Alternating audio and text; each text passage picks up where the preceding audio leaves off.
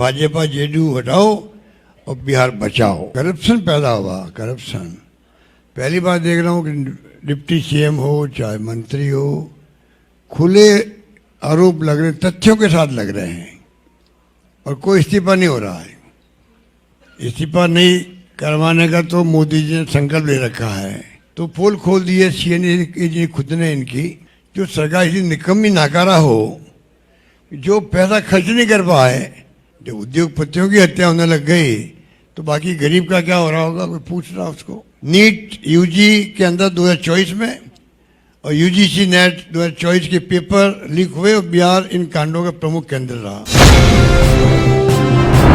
वैसे तो जो आपको बताया गया 20 साल विनाश काल, ये अपना आप एक मैसेज है देश के अंदर बिहार के बारे में, कि पूरा मुल्क जानना चाहता है कि इस चुनाव में क्या होगा।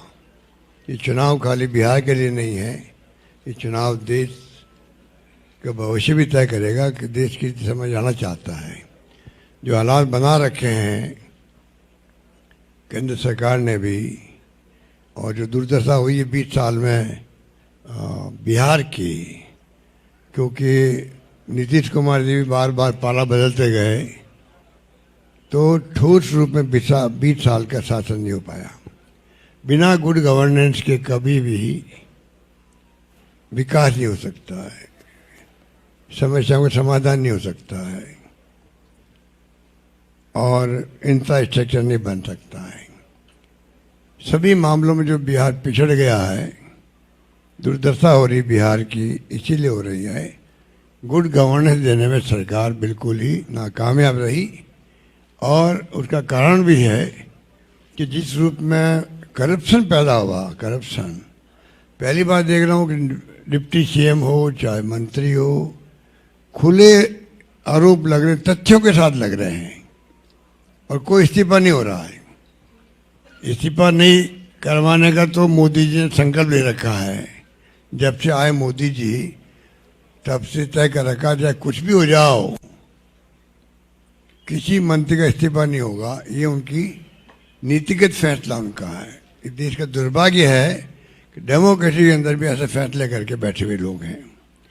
और जिस रूप में शासन चल रहा है, हमसे ज़्यादा आप लोग जानते हो, परंतु मोदी जी ने क्या कहा था यहाँ पर 15 के अंदर, क्या आपको मैं मदद करूं, 50,000 करोड़ की, 60,000 करोड़ की, 70 की, 80 की, पता नहीं 125 तक ले गए मेरे ख्याल से। वो पता नहीं उसका क्या हुआ, किसी को नहीं मालूम।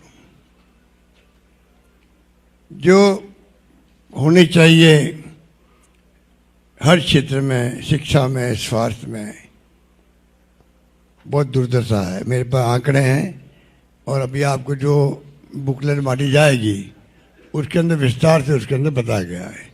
मुझे बताने की आवश्यकता नहीं, मैं आपको इतना कह सकता हूँ कि जो सरकारी रिपोर्ट आंकड़े हैं उसके आधार पे भी स्थिति बहुत खराब है।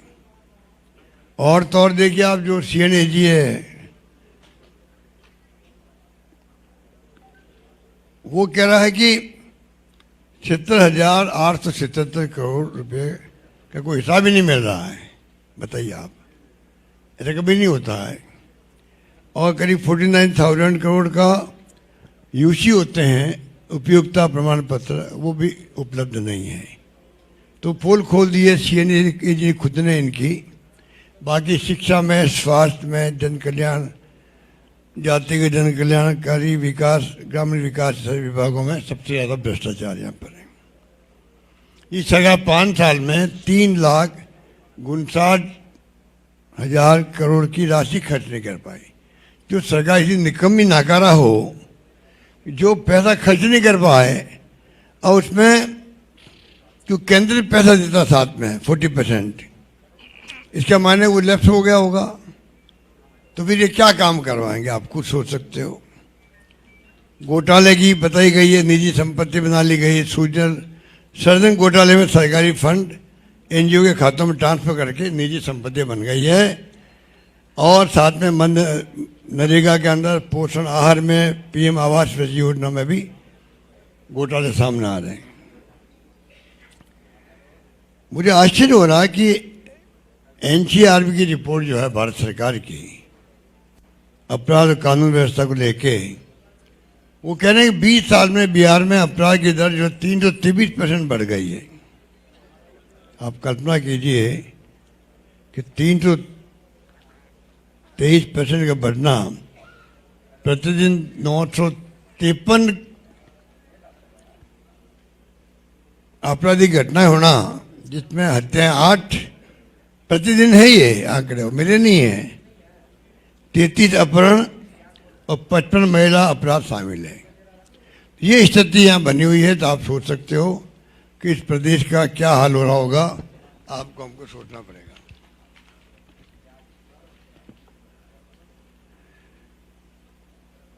उद्योगपतियों की 11 उद्योगपतियों की हत्या होगी 6 महीने के अंदर। ऐसी गंभीर घटना है, 6 उद्योगपतियों की हत्या हो जाए, बाकी लोगों का क्या होता होगा आप सोच सकते हो। जब उद्योगपतियों की हत्या होने लग गई तो बाकी गरीब का क्या हो रहा होगा, कोई पूछ रहा उसको। और कहते 3 करोड़ से अधिक जो है बेरोजगार पलायन कर गए मजदूरी के लिए। 3 करोड़ लोग दावे करते बार बार कि हम पलायन को रोकेंगे, उन दावे खोखले साबित हुए लोगों के। और मेरे दृष्टि के अंदर तो पहला काम बिहार को ये करना चाहिए, 76 साल तो हो गए आज़ादी को, कि पलायन रुके पूरी तरह से। पूरे देश की सेवा बिहार वाला कर रहे हैं। बिहार की पृष्ठभूमि बहुत शानदार है, वो मुझे बताने की आवश्यकता नहीं। आप सबको और हम सबको गर्व है। बिहार की पृष्ठभूमि जो है शिक्षा को लेके या प्राचीन काल से लेके, वो एक अलग अद्भुत है। और बिहार के लोग मजदूरी के लिए जाए हर राज्य में, पूरे देश के निर्माण में काम कर रहे हैं। यहाँ उनकी स्थिति क्या हो रही है आप खुद देख सकते हैं। ई पोर्टल पर दर्ज है ये जो बता रहे हैं आंकड़े, मेरे आंकड़े नहीं है ये। बाकी तो आप देखिए, यूनिफाइड डिस्ट्रिक्ट इंफॉर्मेशन सिस्टम बना रखा भारत सरकार ने, HRD मिनिस्टर ने। वो कह रहे हैं कि 23-24 के अनुसार बिहार में हायर सेकेंडरी स्तर पर शकल नामांकन दर जो है, ग्रॉस एनरोलमेंट रेशियो 30% रह गया है, जबकि राष्ट्रीय स्तर पर 56% है।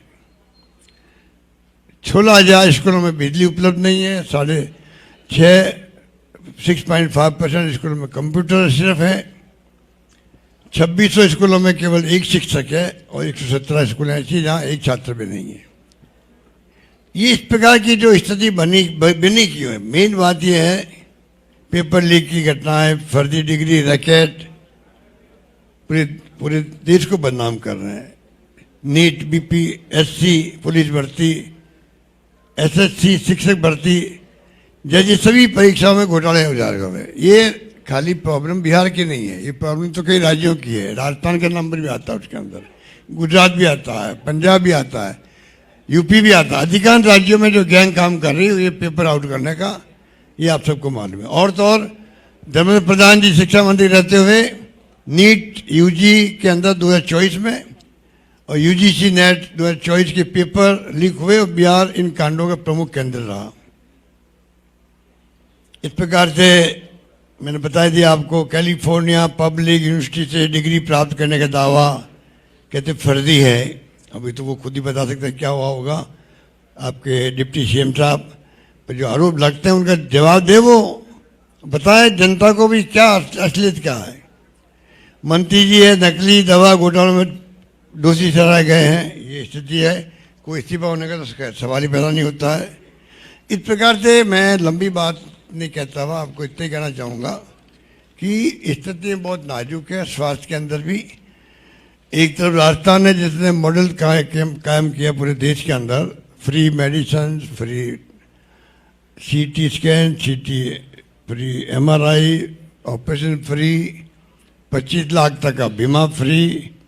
और उम्मीद करते हैं कि यहाँ पे जो स्थिति बिगड़ी है कि 60% पद खाली है शिक्षा विभाग के अंदर, आपके स्वास्थ्य विभाग के अंदर 60% करीब डॉक्टर की कमी है और 80% पैरामेडिकल स्टाफ की कमी है। तो क्या लोगों को भला हो रहा होगा। बाकी तो अभी बहुत लंबी बातें हैं। बच्चे और महिलाओं में एनीमिया इतना भयंकर है कि उनका स्वास्थ्य बिगड़ रहा है, सोशल सिक्योरिटी की स्थिति बहुत नाजुक है।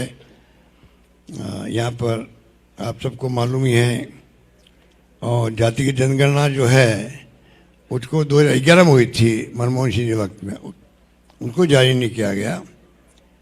और इस प्रकार के हालात बने रखे हैं। एक्सपोर्ट प्रिपेयर्डनेस इंडेक्स में बिहार 70वें स्थान पर है। यहाँ air cargo, cold storage, container depot उपलब्ध नहीं है, जबकि यहाँ चीनी मिलें हैं, जूट मिलें हैं, खाद्य प्रोसेसिंग इकाइयाँ बंद पड़ी है।